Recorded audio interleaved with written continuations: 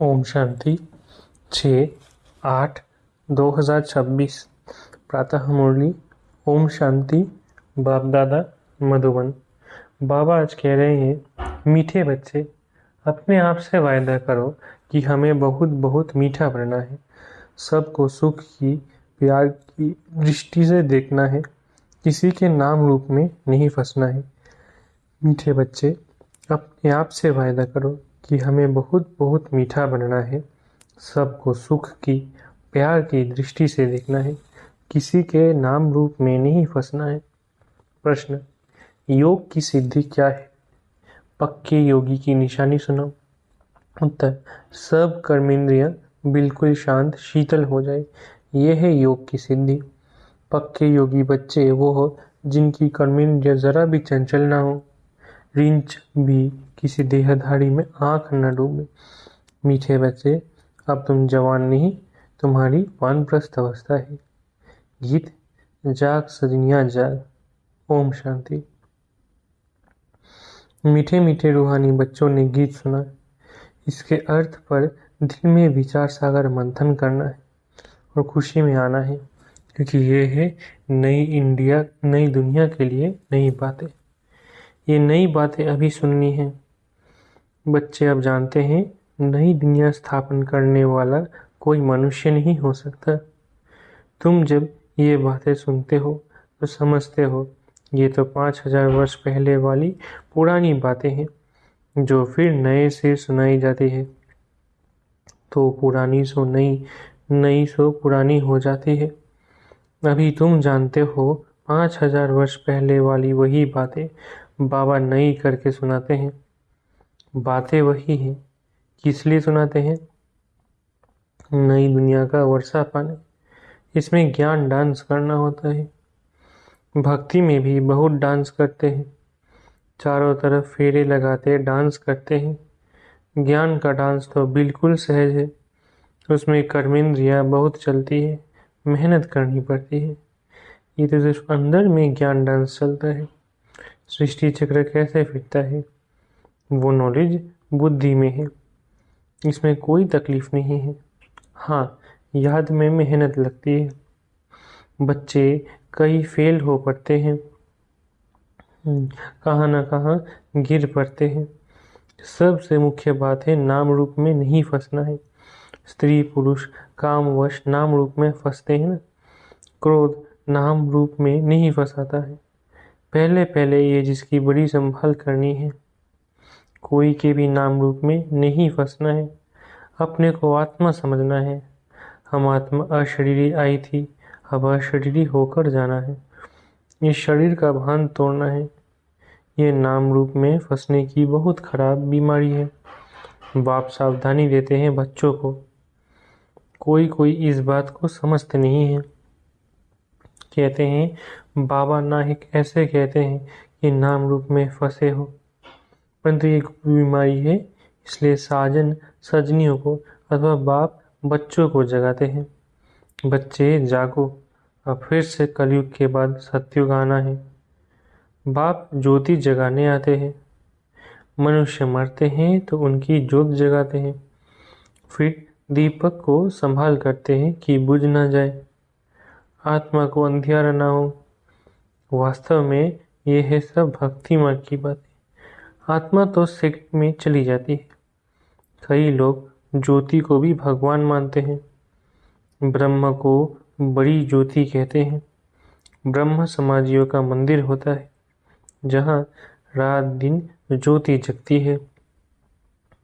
कितना खर्चा होता है, फालतू घृत जाता है।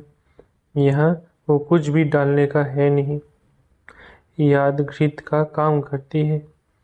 याद रूपी घृत है तो मीठे मीठे बच्चे ये समझते हैं। नई बात होने के कारण ही झगड़ा होता है। बाप कहते हैं मैं आता हूँ स्वीट चिल्ड्रन के पास, भारत में ही आता हूँ। अपना जन्म देश सबको प्यारा लगता है ना। बाप को तो सब प्यारे लगते हैं, फिर भी मैं अपने भारत देश में ही आता हूँ। गीता में अगर श्री कृष्ण का नाम नहीं होता तो सब मनुष्य मात्र शिव बाबा को मानते। शिव के मंदिर में कितने जाते हैं। बड़े से बड़ा मंदिर सोमनाथ का है। अभी तो कितने ढेर के ढेर मंदिर बने हैं। श्री कृष्ण को इतना सब मानते नहीं जितना बेहद के बाप को मानते हैं। तो इस समय तुमको इन जैसी प्यारी वस्तु और कोई है नहीं। इसमें साकार की महिमा कोई है नहीं। ये तो निराकार की महिमा है जो अभोक्ता है। जबकि बेहद का बाप स्वर्ग का रचयिता है, तो उससे स्वर्ग का वर्षा लेने का पुरुषार्थ करना चाहिए ना। आज कल करते करते काल खा जाएगा। समय बाकी थोड़ा है। बाप से वर्षा तो ले लो। जब प्रोब लिखते हैं तो उस समय समझाना भी है। जबकि निश्चय करते हो वो बेहद का बाप है, तो बाप से वर्षा लेने का पुरुषार्थ करो, नहीं तो बाहर जाने से झट भूल जाएंगे। बाप तो कल्याणकारी है ना। कहते हैं इस योग से ही तुम्हारे सब दुख 21 जन्म के लिए दूर होने हैं। बच्चियां घर में भी समझाती रहे कि अब सब दुख दूर करने वाले बेहद के बाप को याद करने से ही तमो प्रधान से सतो प्रधान बन जाएंगे। पवित्र तो जरूर रहना पड़े। मूल बात है पवित्रता की।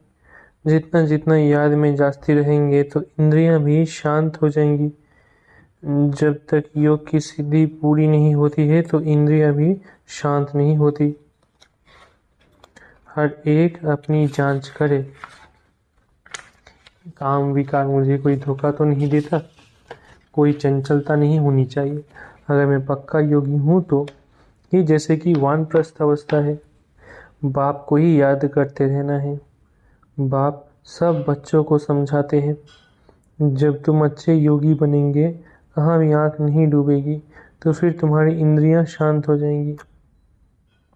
मुख्य है ये जो सबको धोखा देती है। योग में अच्छी रीति अवस्था जम जाएगी तो फिर महसूस होगा हम जैसे जवानी में ही वानप्रस्थ अवस्था में आ गए हैं। बाप कहते हैं, काम महाशत्रु है, तो अपनी जांच करते रहो।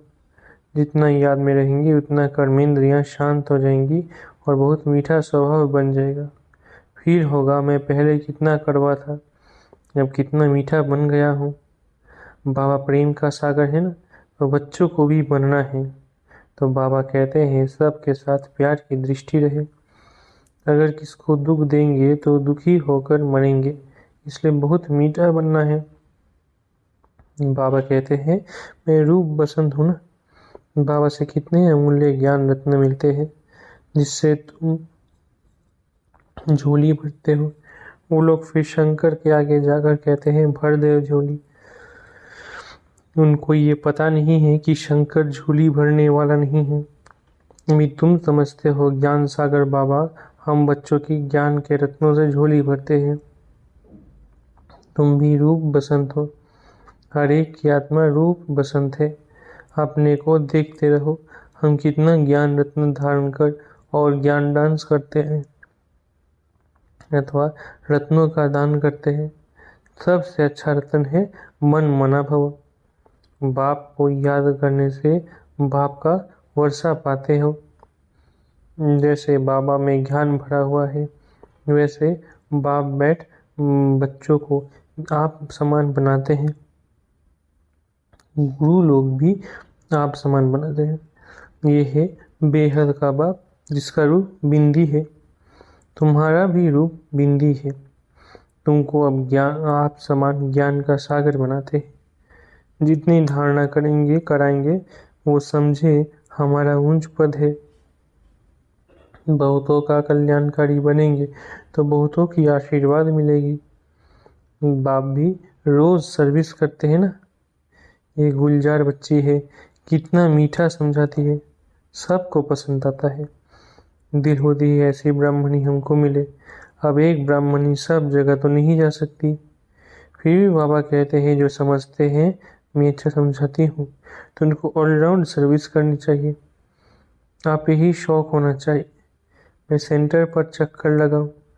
जो जो समझते हैं मैं बहुतों का कल्याण कर सकती हूँ, मेरी अच्छी खुशबू निकलती है, तो शौक होना चाहिए 10-15 दिन जाकर सेंटर से चक्कर लगा आऊं। एक को देखकर फिर और भी सीखेंगे। जो करेगा सो पाएगा। ये सर्विस बहुत कल्याणकारी है। तुम मनुष्य को जिये दान देते हो, ये बड़ा उत्तम से उत्तम काम है। धंधे वाले भी युक्ति से टाइम निकाल सर्विस पर जा सकते हैं। सर्विसेबल को तो बाप प्यार भी करेंगे, परवरिश भी करेंगे। जिनको सर्विस का शौक होगा वो सर्विस बिगड़ रह नहीं सकेंगे। बाप मदद भी करते हैं ना। बच्चों को बहुत रहम दिल बनना है। बेचारों की बहुत दुखी जीवन है। तुम जिये दान देते हो, किसको अविनाशी ज्ञान रत्नों का दान करना, इन जैसा सर्वोत्तम ज्ञान दान कोई है नहीं। बहुत रहम दिल बनना है।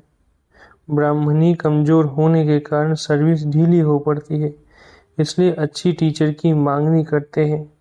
जब भी विचार आए तो चले जाना चाहिए। बाबा कौन सा ट्रेन सेंटर ठंडा है, हम जाकर चक्कर लगा आए। प्रदर्शनी के चित्र भी है, चित्र पर जास्ती अच्छी रीति समझेंगे। ख्याल चलाना चाहिए हम सर्विस कैसे बढ़ाए। बाप भी सबका जीवन हीरे जैसा बनाते हैं।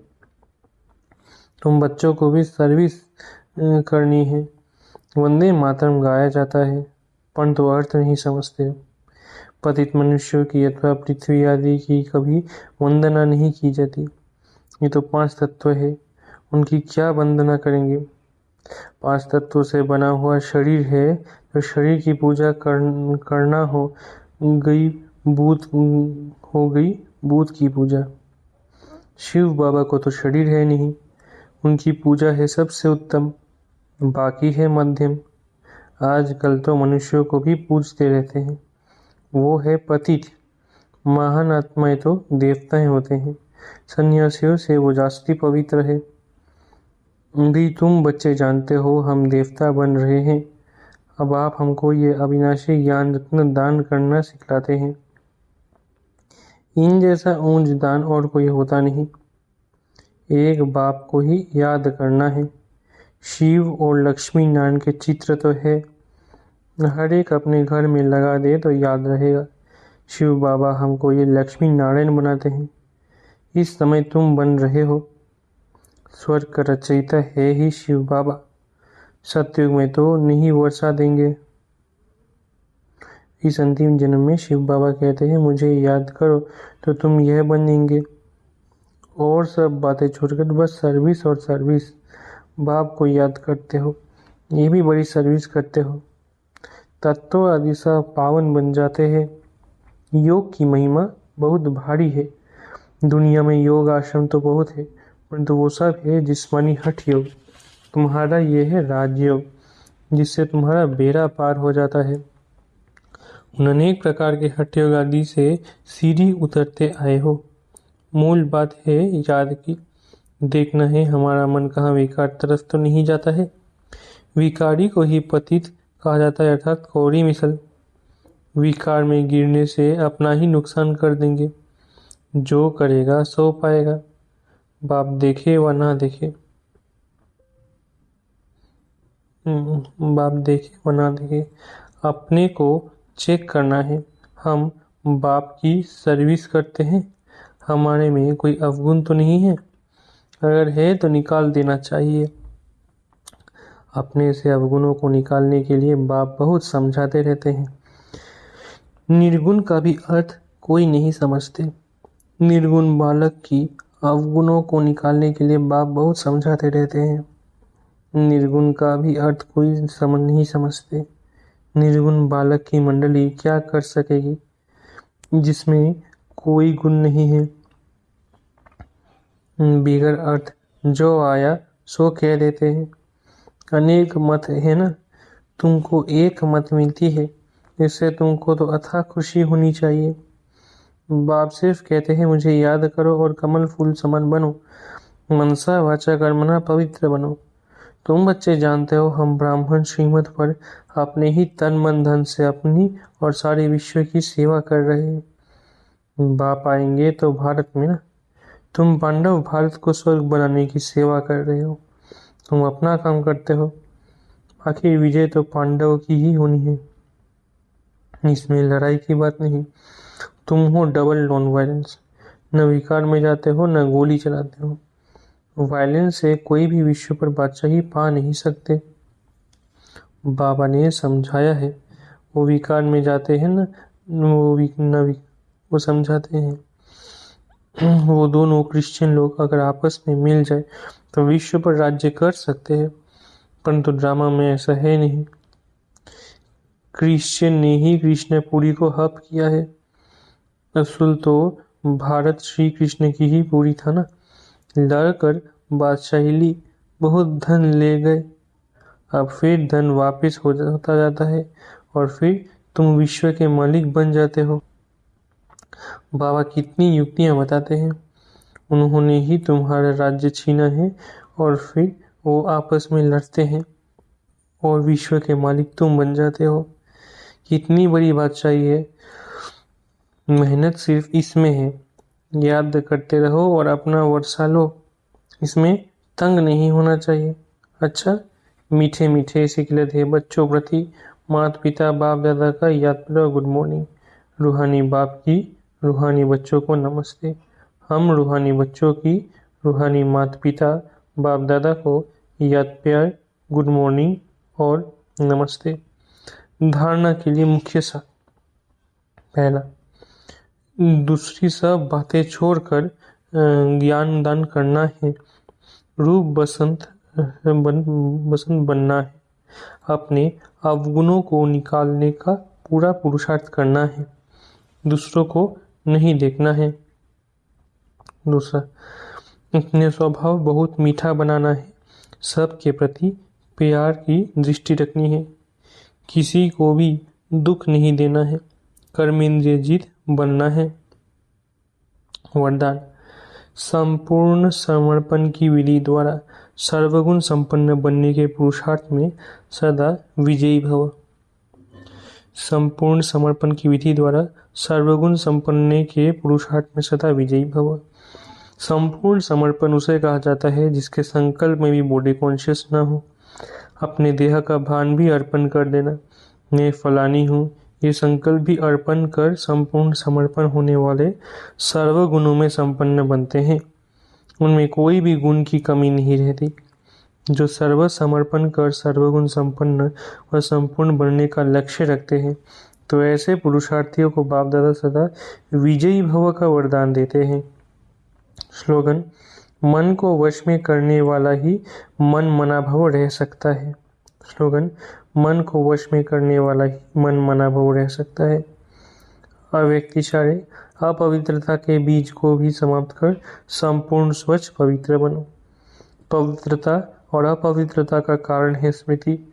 जब स्मृति रहती है कि यह देवी है, तो स्मृति दृष्टि और वृत्ति को पवित्र बनाती है, और जब स्मृति है कि यह फीमेल है, तो वो स्मृति वृत्ति और दृष्टि को अपवित्रता की तरफ खींचती है।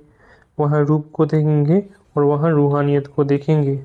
अच्छा, ओम शांति। शुक्रिया बाबा।